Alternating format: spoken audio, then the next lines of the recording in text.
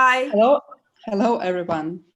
So my name is Olga Wad. I'm independent curator, and I would like to introduce you my colleague and my co-curator, Елена Никоноле.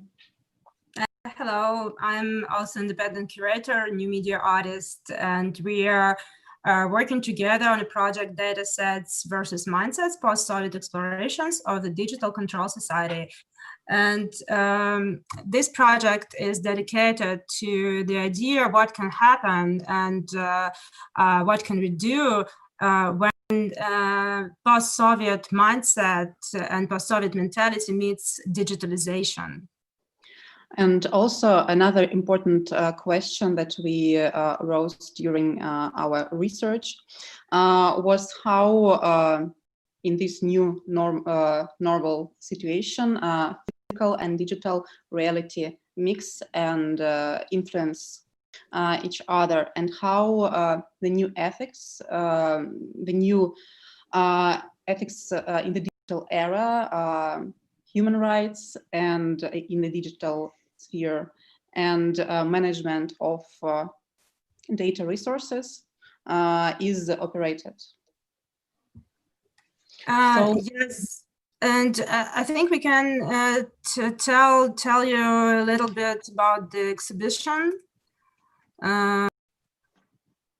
First, a small introduction that our project has actually 3 parts. So it's one very important part is exhibition that takes place physically in Moscow in Electromuseum gallery, which is one of the main centers of new media arts in Moscow. We have, of course, online conference that we are presenting today, and this Friday we have a performative program with Moscow-based artists and visual artists and sound artists, and this program will be also webcasted on the website of Ars Electronica. It will take place at 7:30 Moscow time. So I would invite you to join us on Friday as well. So, and now, of course, we would like to speak about the exhibition that is on view in Moscow and available online. Yes, and we have around 15 projects at the exhibition. And these projects are also presented online. You can check out our website, datasetsmindsets.com. And we have we also have this interactive interface. You can see it here. When you connect to the website, you can give access to the camera of your device, and it starts to recognize the emotions of your face.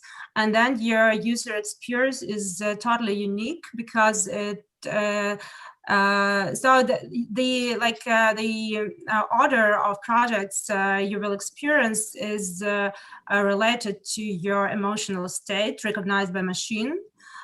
So it's kind of like relational aesthetics, which we are exploring through this interactive interface. So it works like this. The emotions can be recognized by AI. And what is also important that we do not store any data, and all computations are carried out on your local machine only. So you can check our site.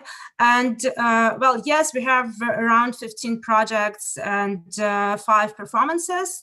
And we have to say that we want to express our great attitude to Alexei Shulgin and Aristotle Nishov, because many of these projects are made by students and alumni of Rodchenko Art School. And actually, Alexei and Aristar, they're developing a new media arts community for many, many years. So this is kind of a result of this long work. Yes, so our aim of the project, I mean, one of the aims was to present a few generations of new media artists that work in Russia, Ukraine, and Kazakhstan. And so Alexei and Aristarch represent a very important generation that we're presenting. And we, in the frame of the exhibition, we chose artworks and artists who critically reflect on new digital tools and new means of digital control, and that is being used on post-Soviet space. Well, so I think we can show you our website just for one moment. Yeah, so today is a very important moment for us, because we are finally launching our website, which is more than a website, as Yelena told, but it's an online version of our project. Yes, well, you cannot I cannot show you now this web navigation through the camera, because my camera is used by Zoom, so I cannot show this, but you can just check it when you connect to the site, so you can see some projects like, well, yes. And actually I think we should start the conference, and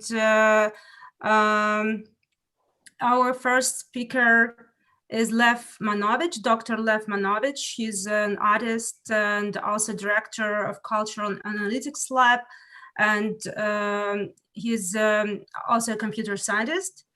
And he will talk about digital culture in Russia and the rest of the world. Please.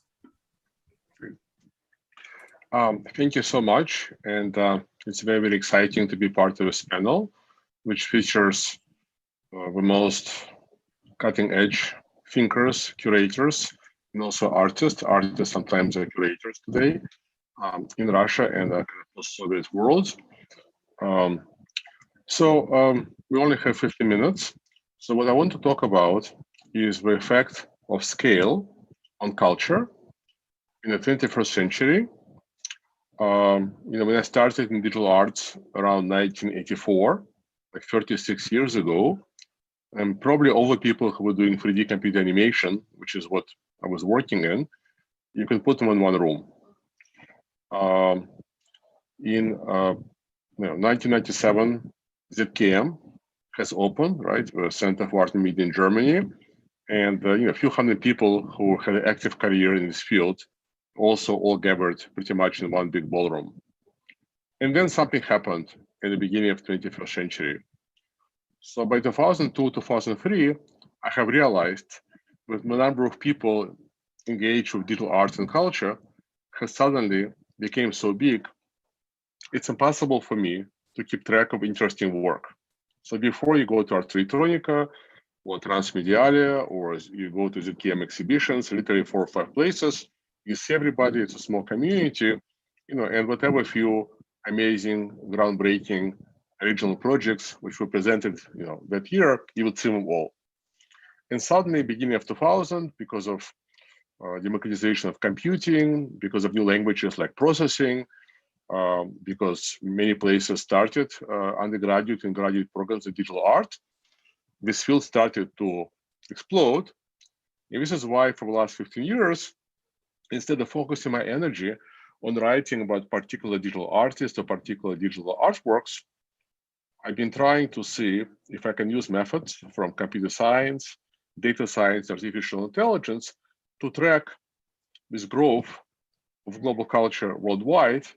So ideally, in a kind of utopian sense, I would like to have an interface, like a kind of Google Analytics, except for contemporary culture.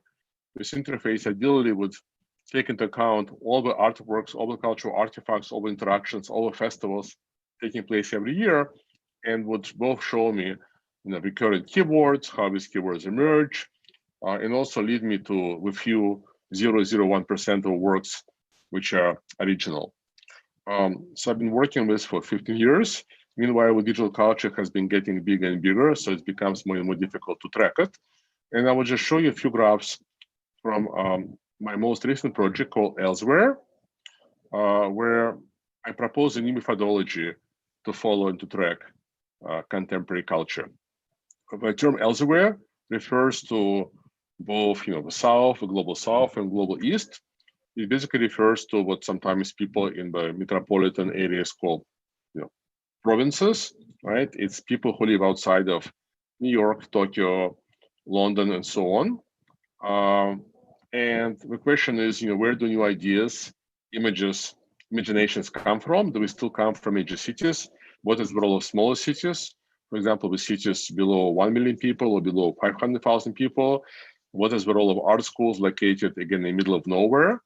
So has location became irrelevant? Is location still matters? How does this play in terms of cultural concepts? Where do cultural concepts originate?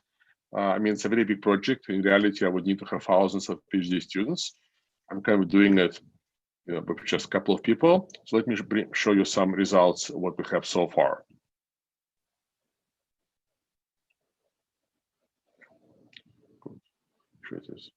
Okay. So this is a paper I'm literally finishing and will submit to Journal of Cultural Analytics in next week. So I'm planning to write a few papers based on this data which we collected, and also make online projects.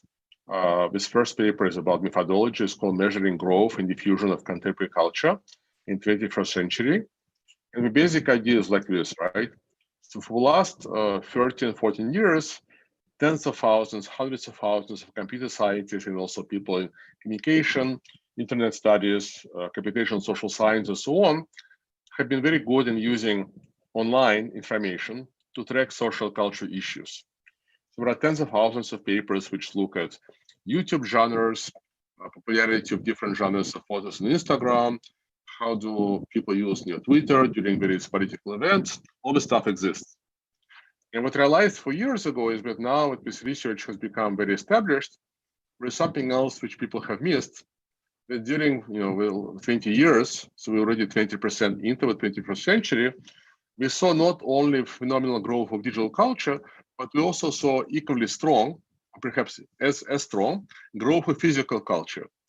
So the idea is new methodology, which I developed around 2015, and then slowly got funding. I did some work with university in Siberia, and now continuing here in South Korea, where I'm now working with another Russian university, is to try to collect large data about physical cultural events, even look at distribution of these events, where do these events take place, what are their topics, and look at descriptions of these events, which are posted by organizers on various platforms, to basically create the first time-space maps of development of global culture. Right? So that's the description of methodology. So we use data about cultural events from various global platforms. Some of these platforms are used also to organize these events, such as Meetup, or for example, TED Local, TEDx. And because these announcements of these events usually have metadata, which is their locations, timestamps, and also text descriptions, you can apply data science standard methods and figure out how global culture has been developing. Of course, not all of it, but how it's been represented by this particular data set. So literally, I just want to show you a few graphs. So this is the data we collected so far. Each data set, each source was chosen because it represents something different. So there are meetup events, about 2.5 million. There's also Behance account. So Behance is a kind of virtual event when somebody posted projects who wanted to compare the diffusion of digital culture and physical culture. There's 26,000 TED local events. There are 2 mailing lists for art and education, eFlux, and art education. And then there are also free sources to compare global and local. So free Russian sources, TimePad, Ministry of Culture, list of events they sponsor, and also Theory of Practice, which is a website out of Moscow about lots of intellectual lectures. So there are differences in terms of which countries use this different sites most often. If we look at the cities, we start seeing some interesting patterns. So the first two columns represent the kind of art world, right, and art education. And you can see we're almost completely dominated by the West. Only Mexico City and Singapore appears here in place 7 and 8. The rest of it, right, is all Western world. Once we go to Behance, it's very different, right? It's a kind of platform where everybody can enter, make an account. So we see Moscow is on number 3. We have Kyiv also, and we also have St. Petersburg, so major post-Soviet cities are there. And then let's look at some graph. So the next question, of course, is how fast the numbers of these events have been growing during these years. So the earliest platform, which we have, the first events we have is from 2003. We finished data collection spring of 2019. So that's about 17 years. And the growth has been phenomenal, right? So the growth has been different on different platforms, but we all grow, as you can see, very strongly, very systematically. And if you average it between all these different platforms, overall, in 10 years, between 2009 and 2018, the number of events, the number of cultural events worldwide, as represented in these platforms, have grown 10 times. 10 times in 10 years. This is not, simply digital events.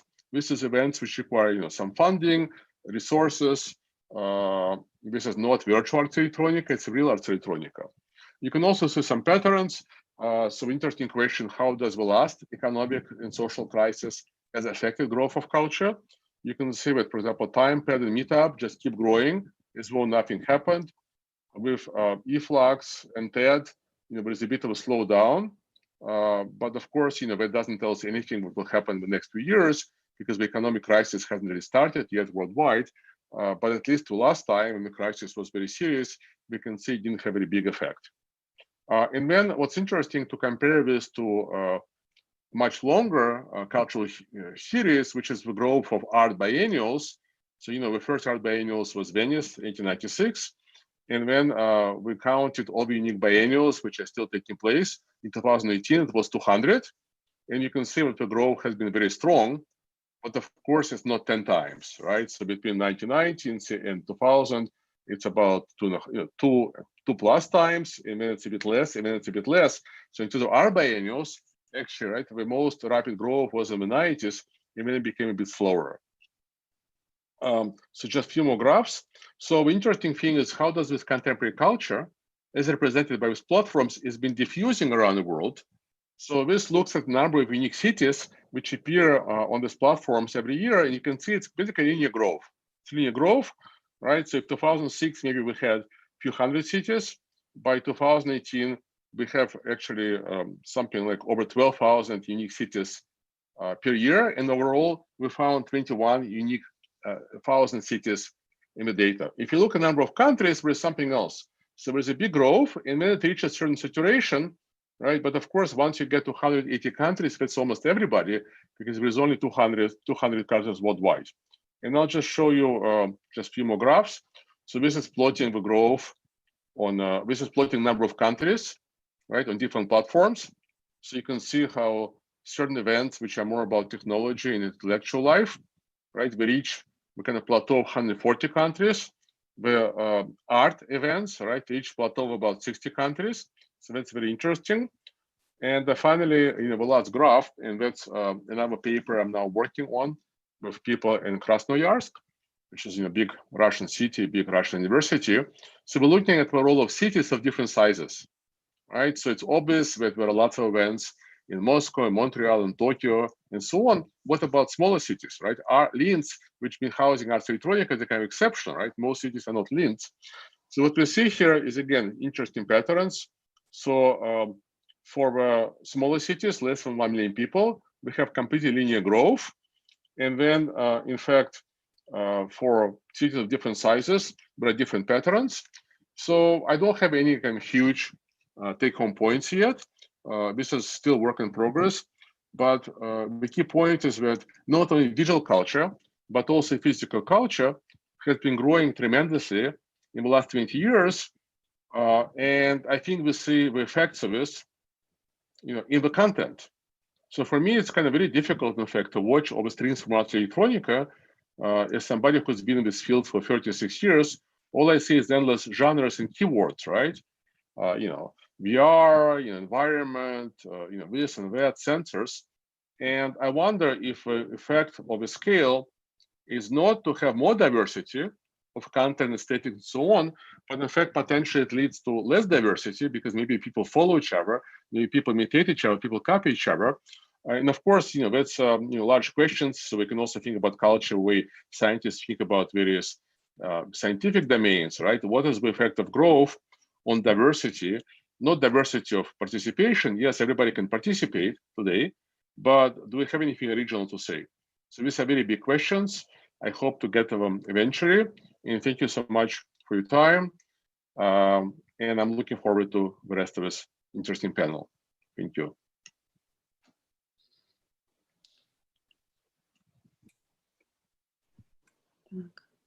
Thank you, Lev. Thank you so much for this interesting topic. So we have a few minutes before the next speaker, actually 10. So maybe we can switch to some questions. And I mean, I wasn't even hoping. Yes, the best thing is, as you can see from this highlight, right? I've been trying to set up like my home video studio here in Desen, and I don't have diffuser.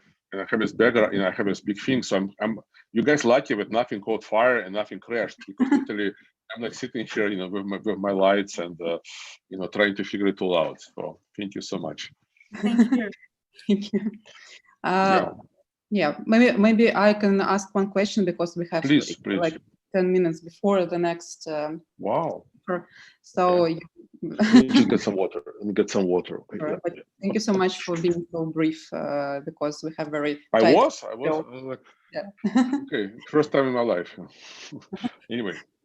So, what is your hypothesis? I mean, so how do you connect this less diversity in cultural models and cultural products and so on and so on? So, do you connect it with the growth of cultural management, so that the culture is becoming more and more appropriated by the big, powerful entities and big money and part of cultural politics and so on and so on. Yeah, thank you so much. Well, first of all, the reason I kind of turned to this quantitative, empirical, right, kind of material methods is I thought 15 years ago, contemporary culture has become so big that we all see particular corners, right? And we all have our hypotheses. Like, I think maybe it became less diverse, but maybe I'm completely wrong, right? Of course, the problem, once you start trying to figure out how to measure diversity, how do you measure the differences between this topic and this topic, it also becomes problematic, but people do it in data science, and this challenge itself is very interesting. So one thing we're going to do, but we haven't done it yet, since we have millions of descriptions of all these events, covering 17 years, we can extract, topics, keywords, and so on. And we can simply see, right, if, like, for example, the list of topics is getting bigger, right? So maybe, in fact, maybe it is becoming bigger. Maybe I simply think of this is less diverse because I've been around this field, right, for decades. But I wanted to say one thing. If those of you who are a bit older like me remember that the arts were very different in the 80s and in the 90s. You didn't have lots of grants. You didn't have like millions of MFA programs. Our art world was very small, both commercial, non-commercial. And I think it was a bit more spontaneous. Right? Once we moved to, tens of thousands of MFA programs, grants, whereas a whole generation of artists, right, who live by going from residency to residency, I think the fact that artists suddenly have to write descriptions of their projects, and we have to write grant proposals, and we have to write proposals for residencies and so on. Perhaps it had, maybe it allowed more artists to make a living, but maybe it had negative effects on the content because people have to describe their work in a very formal way. And what we see here at Art Electronica, right, there is almost not so much talk about, well, is this work successful? Did people enjoy it? Everybody tells us, okay, I use VR, I use data, I use this and that, right? So people tell us, like, okay, like what did I use? So I check all the boxes. Yes, it's Art Electronica ready, but when, maybe it didn't work. Maybe it was very banal, right? Maybe nobody has seen it. And I think that, that's what I think happens in general, not only in the arts. Once any area becomes very big, right, it becomes more formal. And then I think, especially today in the time of uncertainty, right? I mean, nobody wants to be very original, right? I mean, people want to be original, but we want to get grants, want to go to write MFA programs, want to be at Electronica. So people write their proposals, everybody checks all these boxes, and I think you get perhaps you get more complacency. But you guys are young curators, you're over in the field. I'm like old starter, right? So, but that's my feeling is that once you, so paradoxically, right, with expansion, which in theory should lead to more diversity, right? Precisely because everybody is competing, I think, for a smaller number of exhibitions, places, curated attention, and so on. Perhaps paradoxically it leads to more conformity. But that's my hypothesis. I don't know what I'm going to find. So yeah, we're talking a lot about new standards that are arriving and being fixed and followed in the field. Okay, thank you so much. Thank you. Thank you. Thank you, Lev. So maybe we can switch to another. Yes, to our next speaker. Yeah, what do you think? Okay, super. So we would like to introduce Alla Mitrofanova. She is an independent researcher, art critic. She is a participant of cyber feminist movement and curator of Philosophical Cafe. It's an open seminar on contemporary philosophical thoughts. And a philosopher. Yeah, sure. Hello, thank you for organizing this event. I am not such scientific, and I am very far from mainstream. And I am not an artist, I am not a producer, not a curator, I am a simple philosopher. That's why I'm very curious what sense we could plug in our contemporary technological reality. So if it could be a big data philosophy and what it means to have big data ontology.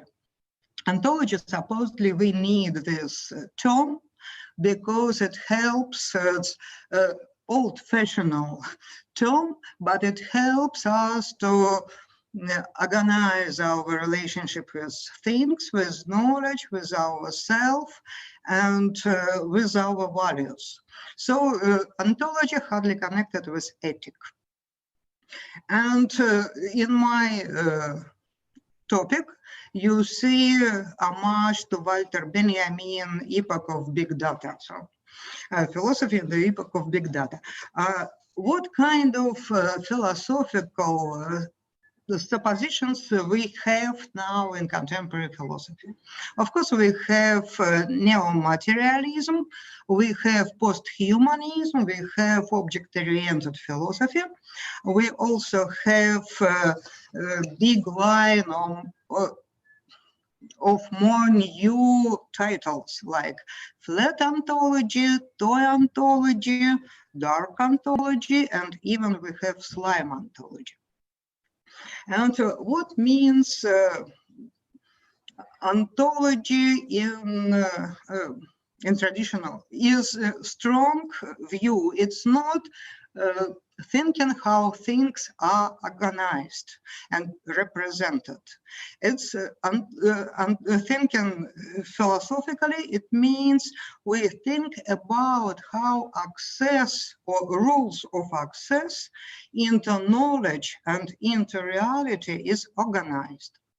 So I propose to think about big data philosophy is thinking about new access of to knowledge, new rules of access, and what we have as a traditional access. We have two stable points like foundations, which are on distance to each other: subject, object, nature, culture, power, subtraction, ideal, material, and so on. But those two stable points doesn't work, they're empty. But space in between, which was empty in classical access rules, now is full of different systems of measuring, different systems of data. Data is always produced in space of between, which is not body, not mind, in previous concepts. So data is measuring and marking, and it looks like alphabet with words. It has no meaning sometimes, but it has new too. And those data is organized in assemblage and operations. And so we have to understand how this space in between, which is so multiple and so unstable, could be taken in sense in the history of philosophy. And for me, it's, I will stay on the idea that paradigm shift was done in the beginning of 20th century. What it means, paradigm shift? It means that completely new ideas came, that reality is not stable anymore for those people.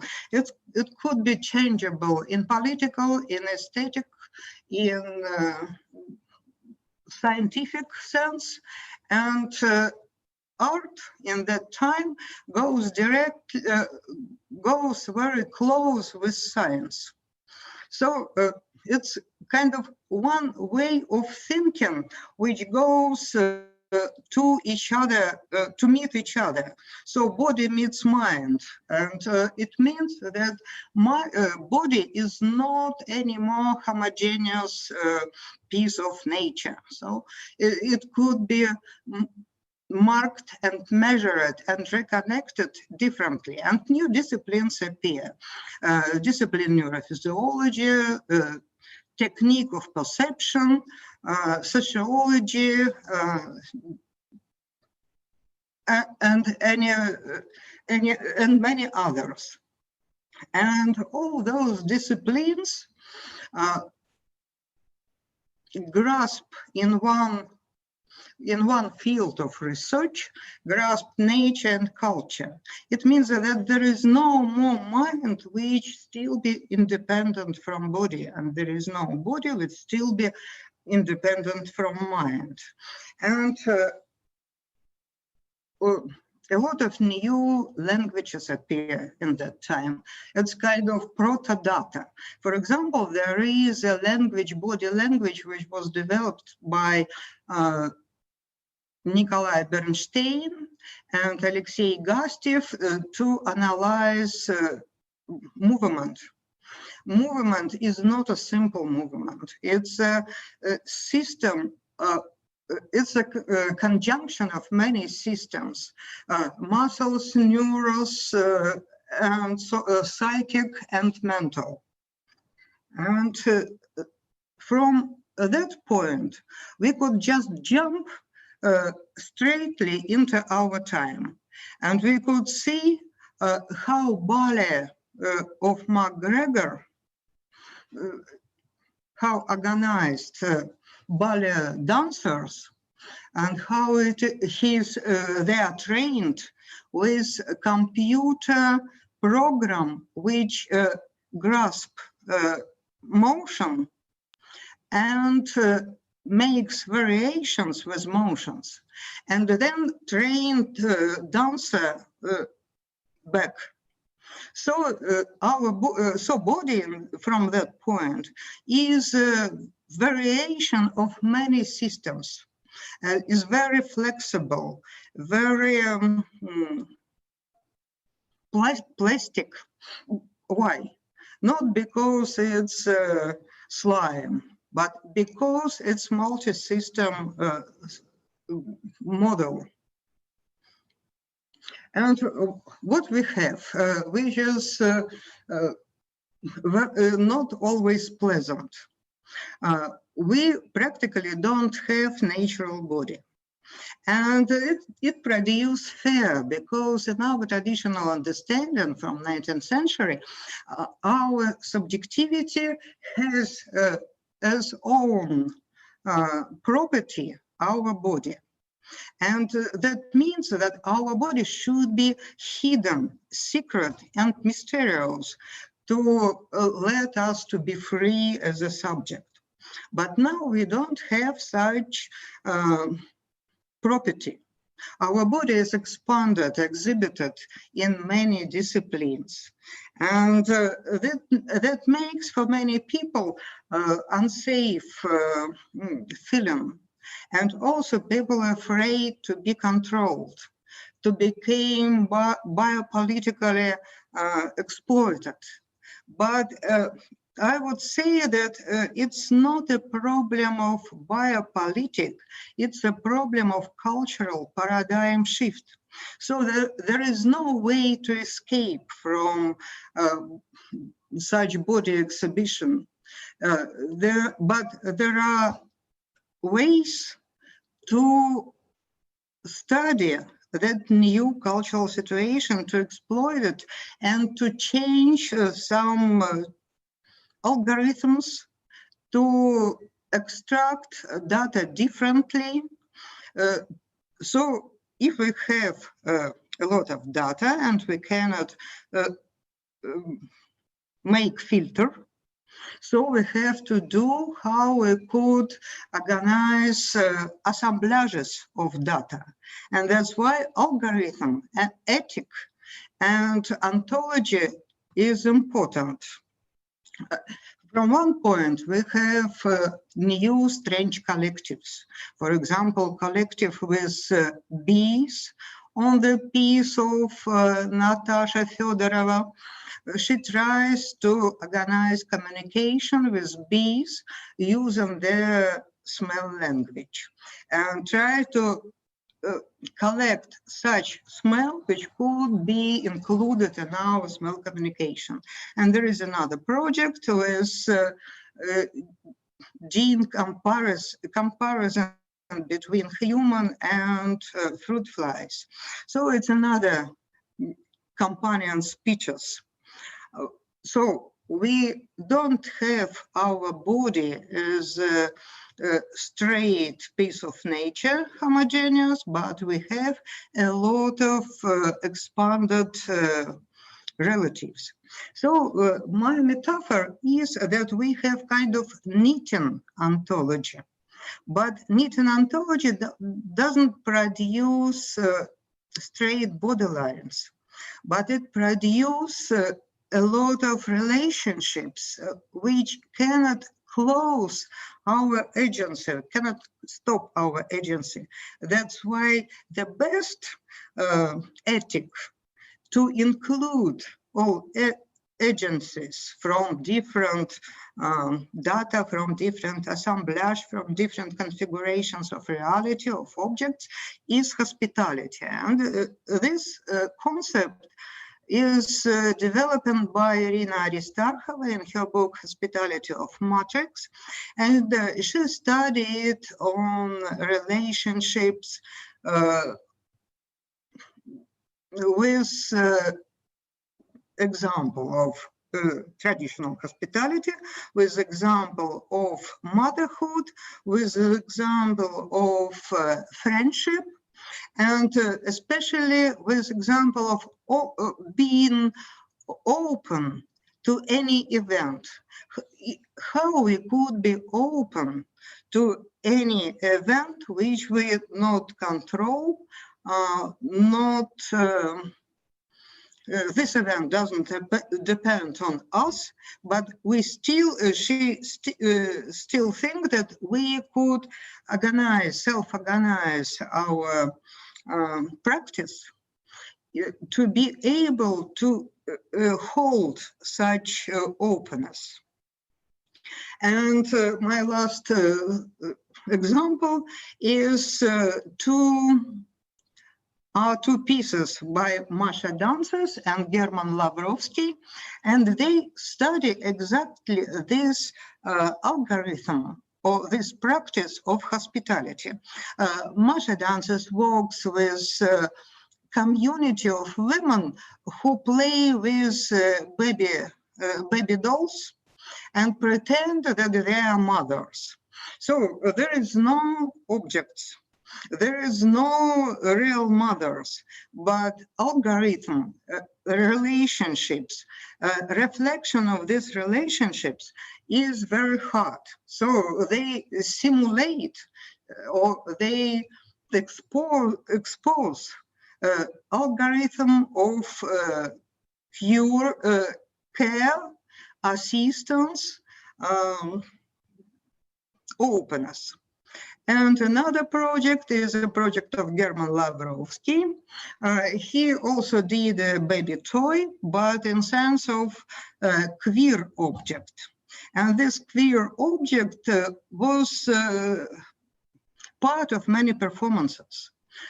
In performances, people try to analyze and express their feelings and relationship with this queer object. And that also they try to organize new relationships of friendship, hospitality. And I think such projects could be could be very important for new ontology. It's very marginal now, but there is no way for new ontology to keep safe, to be safe, keeping unbalanced multitude of practices. So I would say in political sense that there is no way, but we have to develop practice of assistance, care, and so on. To be safe in instability, in multiplicity, in knitting ontologies. So that's all. That's my joke in honor to Quentin Miesou, because he proposed that reality is not reality which is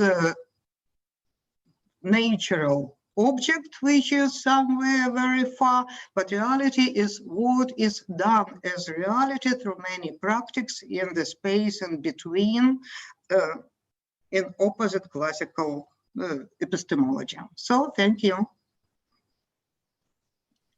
Thank you, Alla, so much for this beautiful metaphor of knitting ontology, and also that you mentioned about the practice of assistance and care, which is really important now. And we see that in the last few months when we all faced the COVID situation, there was this high activity within the non-hierarchical, sorry for my pronunciation, but non-hierarchical projects and independent initiatives.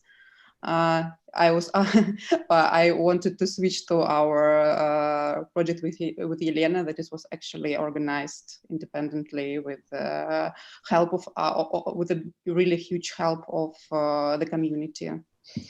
And yeah.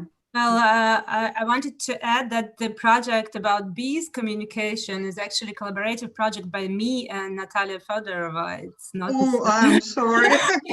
Yes. Yeah, and I really like the idea about big data, and this is like some new way to extract knowledge from big data, because it reminded me also of Matthew Pasquinelli. He writes about AI in this context as about tool to extract knowledge from big data. But he writes that it's not like a neutral tool as any tool actually. Well, thank you for your presentation. Thank you so much. Actually, we have a question by Lev Mановich. He wrote it in the chat. Actually, I didn't write a question, but can I ask a question, perhaps? Okay. Sure. Because I think I was just writing. Sure. Well, actually, yeah. Sorry, that was more technical, but I wanted to thank Alla for amazing kind of like a big philosophy, big data kind of condensed presentation of so many ideas. It's really amazing tour de force. And maybe what I want to ask, if you guys don't mind, So I think until 3 or 4 years ago, philosophers didn't really pay that much attention to big data, machine learning, but I think it changed a lot. So there's now too many people writing about AI, mostly not so interesting, and there are more people writing about machine learning, including the person you mentioned, basically, right? Thinking about what does it mean that networks learn something and that we don't know how we learn. But since Alla gave us such a wonderful tour, my question, which philosophers or philosophical traditions in your view are most relevant or most interesting for you to think about in relation to big data? I mean, for me, for example, it would be Peirce, because first of all, Peirce proposed a diagram as one of the four science types. And he also talked about induction, deduction, and so on. But of course, there are others. I mean, it's obvious that empirical tradition, right, seems to be more relevant to the big data, since you're kind of starting to learn something, right, from data, from senses, as opposed to abstract ideas. But maybe you have as a professional philosopher, you may have a very, very different idea. So if you want something to say, but anything would be, I'm sure, very interesting. I cannot say about one person, but I am very interested in paradigm shift from 19th century into 20th century, when phenomenology, constructivism, and multiplicity of the world came. And I think that mostly we read those traditions separately. But it's necessary to understand why it's happened in one moment in different traditions, and how it happened that they gave from one point similar but different directions. And also materialist dialectic here, and logical empiricism here. And so before it was hard to learn, because every school tried to defend itself from other schools. But now we have kind of new navigation in past. And I'm expecting new researches about the common ideas between different schools of early 19th century. Yeah, well, thank you so much. Just a quick footnote. I personally feel that the period from 1907 to 1932 was simply the single most creative intellectual and artistic period in human civilization. That's why everything happened. And I'm surprised that in the last 30 years of all the developments of internet, science, etc., we don't seem to have anything similar. I mean, science is progressing, but arts and culture, are not really doing anything different from what we had in 1970, but that's just my own perception, perhaps. Anyway, thank you so much for your answer, your wonderful set of ideas and interventions. Thank you. Thank you, Alan. And we would like to invite our next speaker, Janine Prudenko. She's a curator and founder of the Open Archive of Ukrainian Media Art, and she will talk about Archive of Ukrainian Media Art. Hello, hi. Thank you very much for the introduction. Hello to everybody. I'm really glad to be a part of this beautiful company of my Russian colleagues. I think I can share the screen, yeah. Okay. Can you see the website of Open Archive of Ukrainian Media Art? Yes? Yes. Everything is fine. Yes, thank you. Thank you. Thank you very much, Елена and Olga, for your invitation to join your project as a speaker. Now I'll try to use my 15 minutes to describe for you very briefly such a post-Soviet phenomenon as Ukrainian media art. Despite the fact that there are no institutions, art schools, museums for media art in Ukraine, its history goes back almost 30 years. When I started to investigate early Ukrainian video art in 2008, I discovered that It exists only in anecdotes and on VHS cassettes. In 2008, I started to teach a course dedicated to the history and theory of media art in one of the universities in Kiev. And having an aim to tell a history of Ukrainian media art to my students, I started to meet artists and curators. I wrote down the stories about video art created by Ukrainian artists in the early 1990s. Some of the artists and curators brought me on our meetings VHS cassettes, which I started to digitize in my homemade lab in the kitchen. The interest of Ukrainian artists to video art in the early 1990s was due to several reasons. First of all, Western technologies have become available to artists like all other people in the post-Soviet space. For example, almost all early Kiev video art was filmed on one borrowed video camera. And the second reason is freedom that Ukrainian artists felt. With the fall of Soviet Union, they were no longer required to create art according to certain rules. And one of those rules was traditional mediums and forms of art creation. I invited you to visit the website of Open Archive of Ukrainian Media Art, which you can see now on the screen. And in section artworks, you can see some early Ukrainian video artworks from Kiev, Odessa, Lviv, and Kherson. Eventually, I started to collaborate with CCA in Kiev, which used to be CCA Soros in the past. And in the middle of 1990s, were opened two CCA Soros in Ukraine, in Kiev and in Odessa. This institution had in Ukraine advanced labs, techniques, and budgets for the development of digital art in Ukraine. They launched the first workshops, exhibitions, festivals of digital art in Ukraine. They raised up the first generation of Ukrainian digital artists. But as history has shown, it was artificially born baby at that time, at the end of the 90s and in the beginnings of the 2000s. The CCA Soros were closed in Kiev and Odessa at the beginning of the 2000s, and it became clear that Ukraine absolutely not prepared to support and to develop such kind of art as media art without Western support, without Western institutions.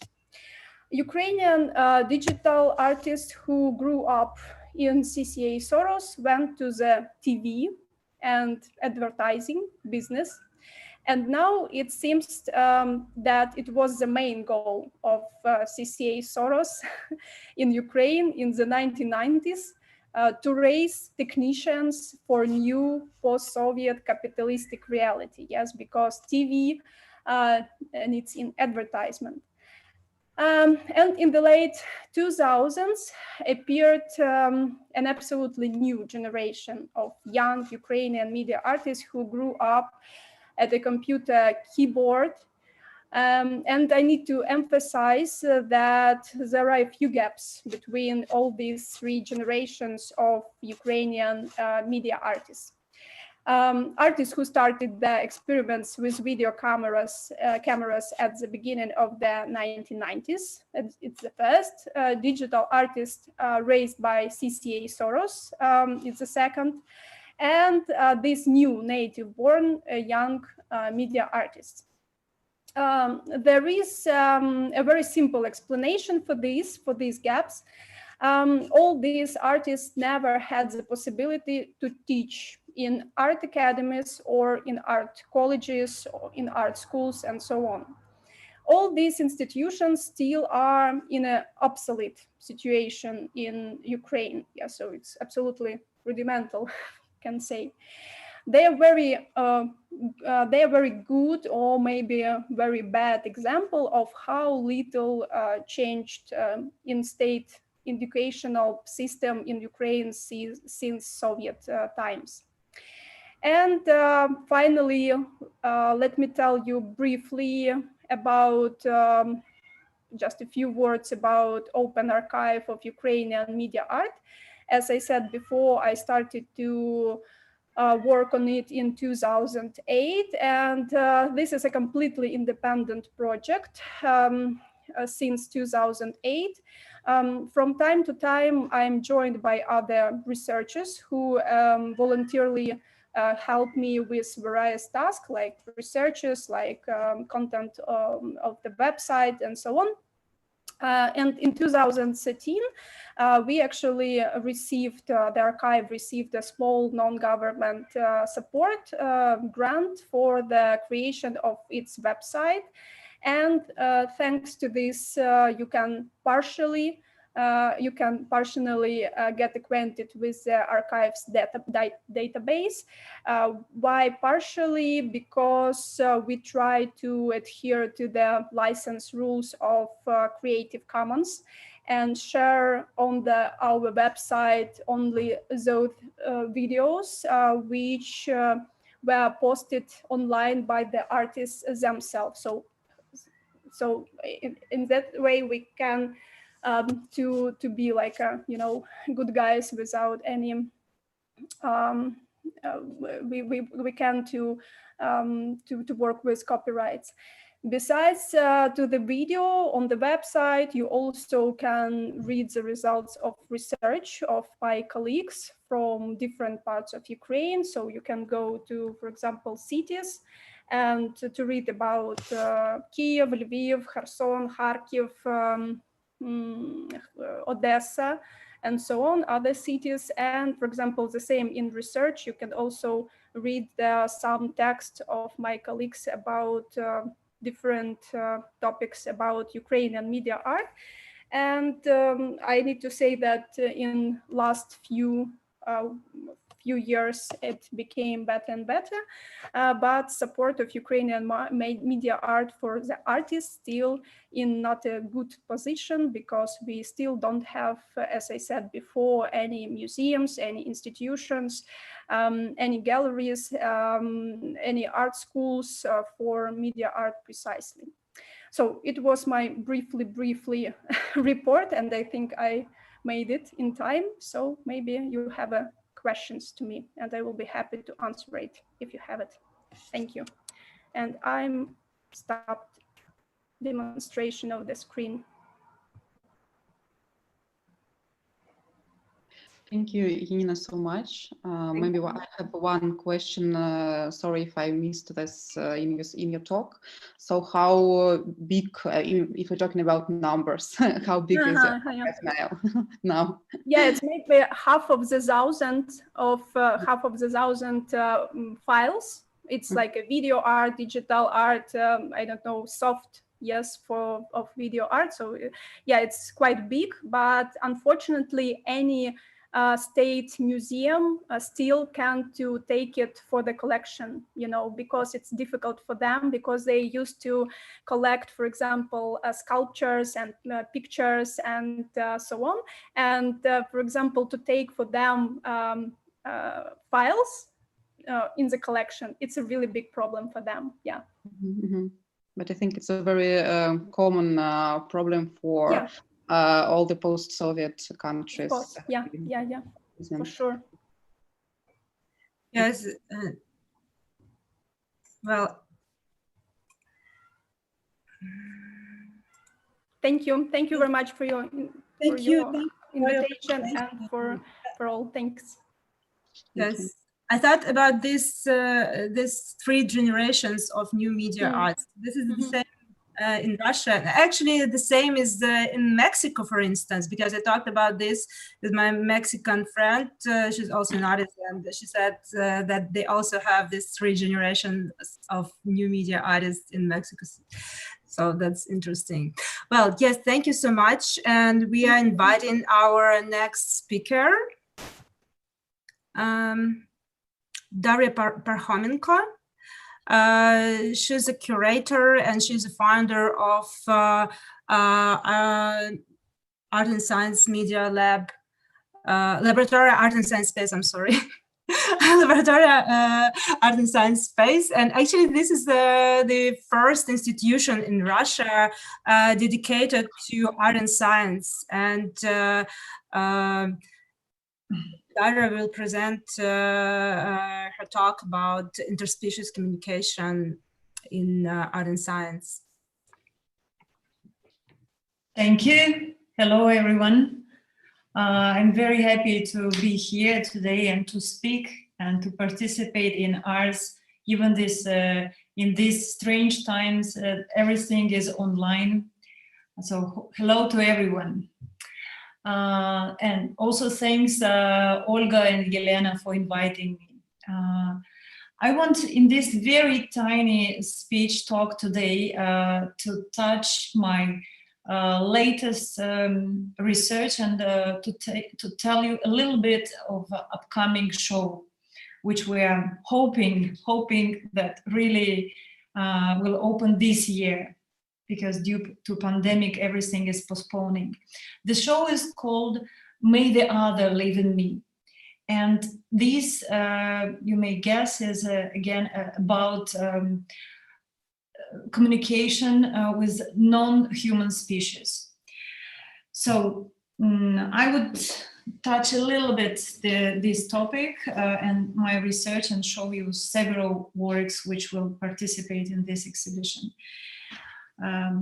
Today, in the age of Anthropocene, we are starting to understand ourselves as a part of vast community of biological species and technical systems. Are we able to build successful communication strategies with our new companions, like bacteria and trees, Earth's atmosphere, and emergent AIs? In order to do that, we need to rethink our models of interaction with the other and develop new semiotically engineered systems allowing us to speak inside this holistic world. In this way, collaboration with artists and scientists can be very productive. To who know that Laboratoria is specializing on particularly building platforms of collaborations of artists and scientists. In this exhibition, we have several projects, of course, where artists and scientists build together new interfaces. But first we start seeing the presentation. I wanted to quote, for me, a very important book for this topic by Donna Haraway, Staying with the Troublemaking King in the Cthulhu-Sen. Just want to quote a small piece which I admire here. I'm a compostist, not a post-humanist. We are all compost, not post-human. The boundary is Anthropocene, Capitalocene means many things, including that immense irreversible destruction is really in train, not only for 11 billion of people or so we will be on the earth near the end of 21st century, but for myriads of other creatures too. The edge of extinction is not just a metaphor. System collapse is not a thriller. Ask any refugee of any species. Bacteria and fungi abound to give us metaphors, but metaphors aside, we have a mammal job to do with our biotic and abiotic symbiotic collaborators and collabors. We need to make kin synchronically, symbiotically. We are whatever we are. We need to make with, become with, compose with, earthbound. So this, I want to mention that she says that we are all compost. So compost, we need to be all like all together. So that model, that paradigm where human was controlling all what is non-human is not working so well anymore. And we can't control climate, global warming. We can't control mutating of bacteria and others. In this way, we really need to find new languages, new ways to communicate with the other. But the very important thing that these new languages should be really, truly new languages, not the languages that we think we speak with the trees, like we observe the tree, we hug the tree, but the real language that the tree can communicate with us. So let's see several works. Several works.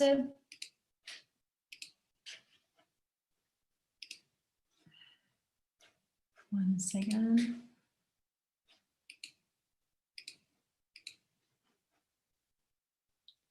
I think it doesn't work.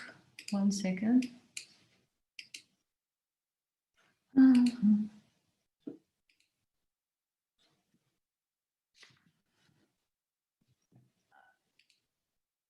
I hope this works, yeah? That my presentation you can see, right? Yes. Yes. Thank you. So one of the works I want to show is this fantastic art piece of Sasha Spachal. She is a Slovenian artist, and this is the work where this is inhalation station, where she proposed visitors to come and inhale Mycobacterium vaccae. This is a special bacteria which we have a lot in soil, but if we don't come so close to the soil, we have no possibility to inhale them so much. These special bacteria, they provoke in the human organism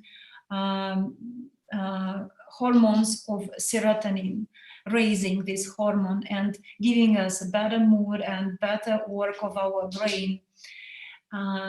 This strategy I call symbiosis, and in our exhibition Media Art, Live and Me, we will have 3 strategies to communicate with the other. Another strategy is dialogue. And the dialogue is just what I mentioned. The dialogue means that the special way the other can also feel us. In this amazing work of Agnes Meyer-Brandis, the artist from Germany, she invented, together with the chemists and other scientists, she invented the way to receive, to extract the smell, the perfume of the tree, of the very tree that we have in the exhibition. This perfume, or this, let's say, yeah, the perfume, the smell we will have in the exhibition, the visitors can put on themselves and come to the tree and become another tree to that very tree we will have in the exhibition. This is scientifically proved that trees can communicate with each other with the help of the smell and these chemical reactions. In this way, we won't feel something maybe special, but the tree will feel that it's another tree to it. So in this way, it's a totally new language that we can try in the exhibition. Another work called Aracul is also in this part of the exhibition, which is about dialogue. This is a system, this is a machine learning system. We will come to the room and we'll see 3 holographic pigs, which will speak to us and answer any questions of the visitors they would love to ask these machine creatures. In this way, we will talk and try to rely on and to communicate, to find new ways of understanding machines. Another Another section in the exhibition is about observation and presence. These artworks that we will have in the exhibition at Borgen Bess, it's one of our productions by Austrian artist Thomas Feuerstein and Russian neuroscientists and robot technicians. These two robots, Borg and Bess, they talk to each other and they don't need any human beings. So in this way, it's totally new way that we propose at the exhibition, not to communicate with another, but mostly to witness, to observe, and just to be present and to see when the other machines or AI robots, these very robots are really having AI inside them. They look like old school, creepy surgery lamps moving, but they are talking to each other. They are talking and discussing news, real news that they read in the internet, real time, and also transferring this into the language of Dostoevsky. So the whole library of Dostoevsky was installed and learned by these neural networks.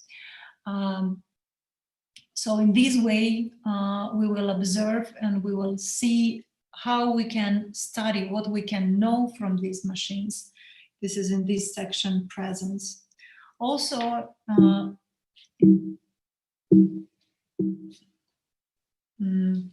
yes, no, in this section, presence, we will also have these very inspiring projects, which also May the Horse Live in Me, not May the Other Live in Me, like the title of the show, but May the Horse Live in Me. This is a radical bio performance by art-oriented jazz, kind of already a pioneering an old piece, if we can say this, from 2011, when Marion Jeannette was infusing immunoglobulins of the horse to herself and were like feeling inside herself another species, the horse, and hybridizing in the not in a formal way, but in a real way, hybridizing with the horse. These very models, some of the models which we will show in this exhibition in the new Tretyakov gallery in our new space laboratoria, which we are waiting to open soon.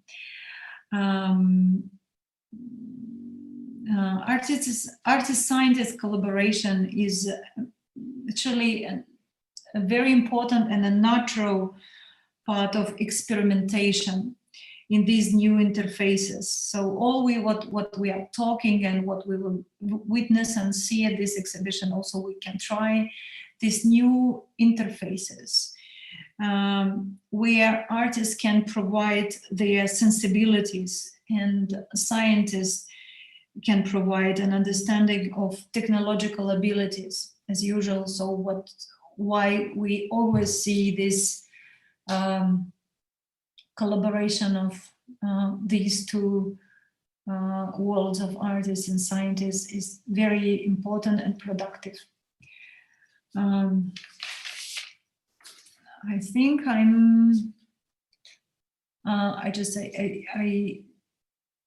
already finished my main topic. Maybe we can, Olga, Yelena, we can go to the questions. I was so hurrying up. Well, I'm not sure if we have some questions. Don't have some questions. Okay, then I can have a look at my papers and continue. But we have just a couple minutes before the start of the next. Okay, I wanted also to mention that why we need, it's also the main question maybe is why we need to to find these new ways of communication. Again, okay, I will ask myself a question. Why we need to find these new interfaces to communicate with other species? Why we need it? Yeah, what for we need to communicate if we didn't communicate this way before? I think that in nowadays we really can see that the world is so fragile and that we can't control as we control it before so strongly. So this paradigm totally don't work anymore, and the only way is just to find the place for human being in this new situation, in this new logic of the world, is to see it as a part among AIs, among machines, among bacteria, and to try to see in human being a tree or animal inside us. So to try to see other in us. In this logic, I propose to see our exhibition. So may the other live in me, and to see what is in me. How would you see in me a machine or animal or tree or bacteria that we are afraid so much in this pandemic? They are living in us, and let it be in us. That's what I want, maybe, to finish my tiny speech for today. Thank you, Daria. Thank you so much. I think this is a super relevant topic, at least to me, because I have several projects about interspecies communication as well. Thank you so much for your great presentation. And we are inviting our next speaker.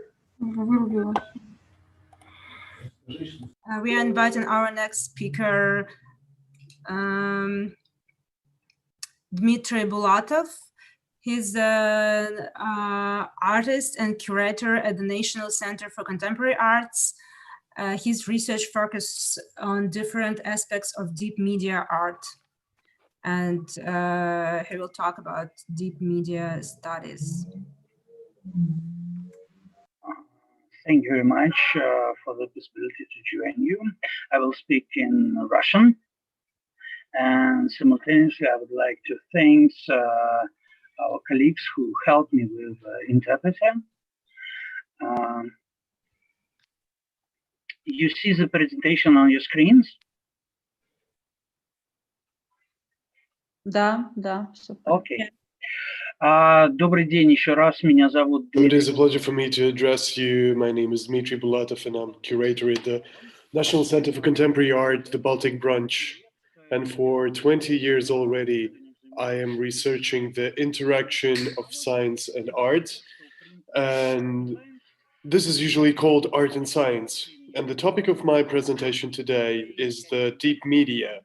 And I would like to start with the fact that the existing corona crisis I see as a unique chance to reconsider our relations with the environment, especially to reconsider the connections in the part of cultural and artistical production, because these relations are founded on the tradition which uses and reuses all the cliches from the Enlightenment era.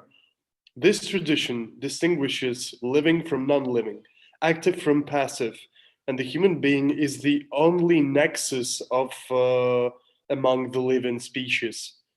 And if it is that so, that means that we are having a capacity to change the world in order to achieve foresaid goals. Well, if we reconsider this position in nowadays, it seems too anthropocentric. It seems to be too paternalistic, because it keeps on reproducing asymmetric and irrespectable relations with the environment. And that also leads us to weird effects, such as pandemics or ecological or technogenic catastrophes. So in order for us to fit into the frame of thinking which suits the contemporary world, we are to think the world differently. We are to overcome the anthropocentricity. We are to look into the living and non-living entities around us, be that viruses or bodies, algorithms or apparatuses, crystals and electric fields. We are to reconsider these entities as agents which interact with one another. Speaking differently, we are to find such an approach which equates and establishes the balance in between human and non-human. And this very approach would create the reality within which the autonomy, the freedom of choice, the creativity would no longer be the specifically human traits.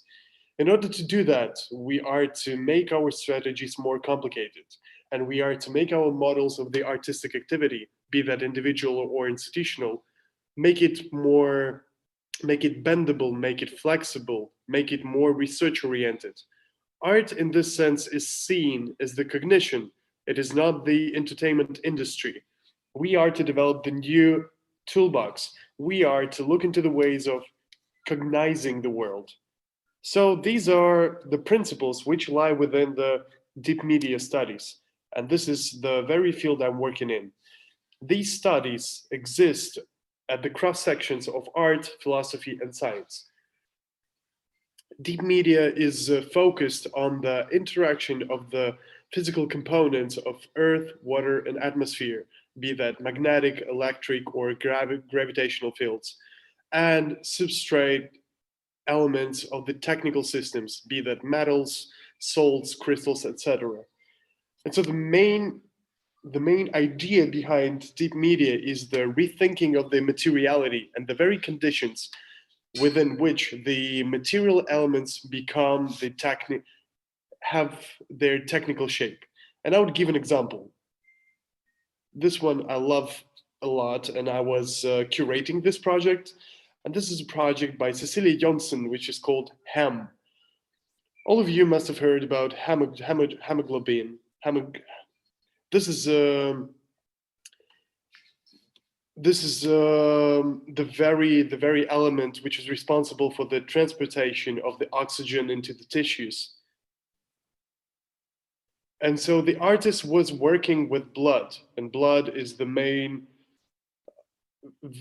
transport vessel for the hemoglobin. And so Cecilia negotiated the deal with nursery homes, and she gathered 35 kilos of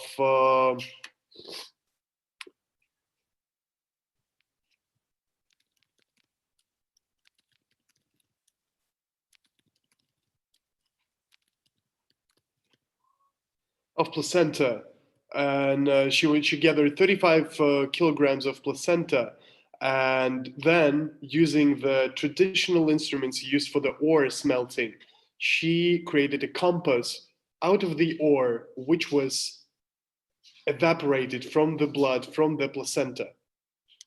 And here lies the metaphor of the compass. And this very project offers a very interesting combination of human and non-human. And therefore, the deep media art may look differently. These may be highly technical objects and apparatuses. For example, this is the apparatus of the interspecies connection, human to mushrooms, created by the Slovenian artist Sasha Spachal, or the system created by Rolf Becker, which works with the data from the magnetic field of the Earth. Projects like these are to be imagined only with the usage of IT, robot techniques, and biomedical apps. And there are transitional formats as well. So for example, there's a reenactment of the well-known experiments which were designed to simulate the atmosphere of the prehistoric Earth, which was conducted by the American artist Adam Brown, or it may be the online storytelling by Floris Kaik. This list may be extended, but I would also like to note what Russian artists do. So for example, Dmitry Morozov in his artworks also draws our attention to the more symmetrical interaction of human and non-human. All the projects which he has, question the human-centric optics and the notion of this optics, which tries to render matter as the passive and silent force. And so every machine, every metaphorical machine created by Morozov describes the material world on the very level of dynamic interactions. Well, here's another example. This is the performance by Yulia Borovaya, which is called Crystal. And it uses the strategies of existential transformation. The idea behind it lies in the communication between the body, the human body, and the chemical formula. In the very aquarium, which is filled with sodium acetate steam, there was a performer. And at a certain moment of time, this very steam was transforming into the crystal. Crystallization was taking place. And the very solution was slowly coming back on the human body, through that creating the crystallic surface. And so the author in this context wanted to state that every stage of the interaction with the solution is experienced differently by the performer. So this strategy, which is also rendered as the media anthropological strategy, presupposes the inclusion of the human being into the system of natural or technological connections, and the disconnection with the mechanisms of the humankind through the creation of new form in a very subjective, authoric manner. So if we look around, we may find a lot of examples for the similar communicative relations. So there are many interesting projects. So for example, the matter is never silent in the works by these artists. Matter is the very precondition for the creation of this new order where human and non-human interact. Therefore, in the deep media arts works, we see the wish to change the disciplinary axiomas. Firstly, artists no longer gather or accumulate visual images. They are focusing on the research of the principle which enables the visuality. So for example, if the traditional media art was dealing with the production of computer or moving images, the deep media art analyzes these images from the hardware perspective, the very copper, the very gold used for the creation of the images. So to put it differently, deep media art is the non-conventional digital aesthetics, which is constantly pushing forward the rhetorics of the culture industry. First and foremost, this is the analysis of the communicative rights of the elements which create those technical connections and therefore define the possibilities of the media. Here I would like to stop my presentation. Thank you.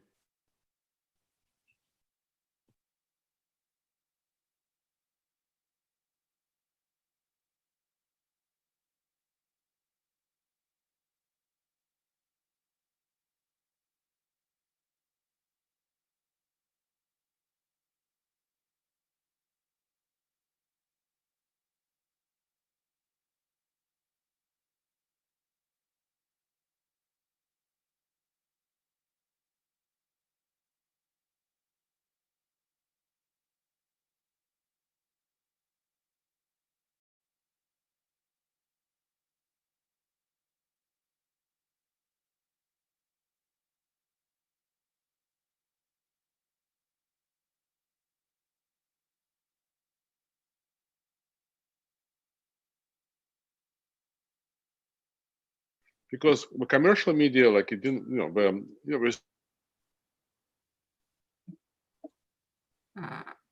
screen become very spectacular, where mobile phones, etc. And then artists, I think, unconsciously, right, moved to deep media installation kind of physicality. And what I wonder if in the next 15 years, the commercial media will also start becoming more physical. We'll see surface chemicals, interfaces, and this potentially can create problems for this deep media art. Because for now, I think what really separates it from commercial media, right, is I think you made it very clear is this physicality in all kinds of ways. But I wonder if commercial IT, lifestyle, consumer culture will catch up as well here. I mean, I don't know if it's a question, but I'm just, it's just interesting to speculate. I hope not, but it may happen. Okay, thank you very much, Lev, for your question and for your response. I'm not sure we have translation still or not, but it's not our problem already. Yeah, sure. Okay, because I specially oriented to be. У нас есть перевод даже. Отлично. Дмитрий, которому большое спасибо, переводит. Спасибо большое. Вопрос. Особенно приятно говорить с вами по-русски. При учете, что есть великолепный Дмитрий перевод, и вы понимаете... Dmitry, who's translating. So I do think that earlier or later, the very discourse of deep media would be conquested by the culture industry, because this usually happens. We see this in the media history. It didn't happen as of now, but it would definitely be there. It is interesting for me to note the transition in the rhetorics of the media art. We usually started with the analysis of discussion of symbiosis, of the coexistence with the technical entities and organisms. Whereas now, after the great revolution created by the theoretician and the great curator Bruno Latour, we now see that all the philosophers of the contemporaneity are now slowly transitioning into the curatorial work. So we now see that you're not able to become a great philosopher unless you're becoming a curator. And then we had two next generations of the philosophers who were researching the deep media from the geology point of view, from all sorts of deep approaches to the media history. And I do think that this is very important to know that we are to broaden the scope. Deep media suggests for us having this scope. We are to see the non-organic entities as the organic and vice versa. We are to see those entities as the agents, as the actors. So it is no longer important whether this entity is living or not. It acts, and it is somehow manifesting itself and manifesting its agency. And this is a very important approach for me. And seen from the curatorial point of view, it enables us to exhibit whatever. We can exhibit all types of media. We can exhibit, like earlier, media artists had to, so you had to be very selective regarding what you represent, what types of media are represented in the exhibition. Whereas here, we may be exhibiting not just the media, we may be exhibiting the approach, we may be exhibiting the principle. And this, as the option available for the curator, from my point of view, is the great enabler. It broadens this territory, and we can have fun till the moment cultural industry steps in. So yeah, we're short on time, and thank you very much. And we touched upon a very interesting topic, and I do hope we may come back to it. Мы уже не в эфире Ars Electronica, но мы в эфире на YouTube все еще. Уже все кончилось, да, уже? Ну, в смысле, на уже вышло? Ars Electronica мы больше не транслируемся уже, потому что нас ровно 5 часов. Понятно. Я хотел, пользуясь случаем, поблагодарить Дмитрия. Ну, хорошо, можно расслабиться. Дмитрия Безуглова. Дима, спасибо большое. Я надеюсь, вы успели, потому что я поставил таймер поскольку я педант и ответственный, я поставил просто таймер и тараторил, как из пулемета. Не знаю, успели ли вы за переводом, успели ли вы перевести что-либо. Дима переводил великолепно совершенно. Можно я выскажусь? О, отлично. Нет, то, что он переводчик великолепный, и вообще мыслитель отличный, и философ прекрасный. Я страшно вообще рад. вся русская культура современная, на самом деле, как бы, там, вообще это слон, на котором все держится, это Дима. Я уже 4 года, уже 5 лет, по-моему, уже встречаюсь. Вот, тоже надо его ценить вообще. Так уже можно общаться, или мы еще что-то говорим научное? Или А можно включить камеру тоже? Да, можно же, хочу всех Да, понимать. включайте. Не включается, не включается. Говорят, что не разрешает организатор. Даша, у тебя такая прекрасная заставка. Ты там такая сильно красавица, тебя отключили, наверное. В куртке кожаной. Просто как рокерша. Да. Все красавицы. Арктики вообще, рокерша. Да. Все какие-то молодые, такие светящиеся, какой-то такой свет из окна. Это фильтр зума. Ну что, ребята, как с вашей точки зрения, Елена, Ольга, довольны ли вы, все ли прошло окей?